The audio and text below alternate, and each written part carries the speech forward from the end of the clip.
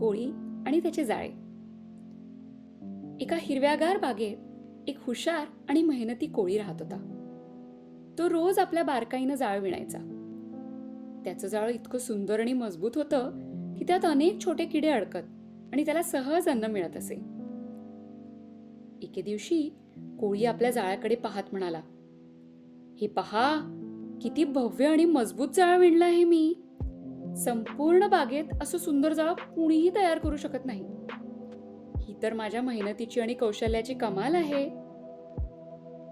तो जाळ्याचा प्रत्येक कोपरा पाहू लागला.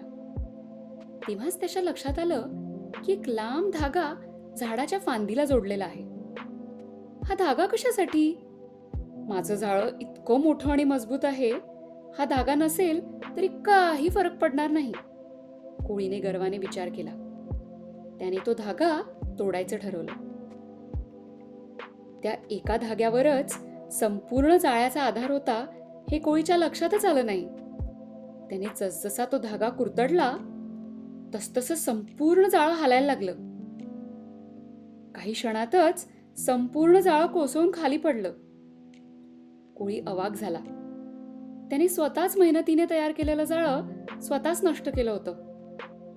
तो दुखी झाला आणि स्वतःशीच म्हणाला, "अरे, मी ज्या गोष्टीला नकोसं समजलो तीच माझ्या जाळ्याचा मुख्य आधार होती. जर मी तो धागा तोडला नसता तर आज माझं जाळं सुरक्षित राहिलं असतं." जीवनातील प्रत्येक गोष्ट महत्वाची असते, जरी ती लहान वाटली तरी. जसं कोळीने एका साध्या धाग्याला निरुपयोगी समजून तोडलं आणि संपूर्ण जाळं कोसळलं, तसंच आपल्या जीवनातही अनेक गोष्टी असतात ज्या दिसायला लहान वाटतात पण त्या आपल्या यशाचा आधार असतात.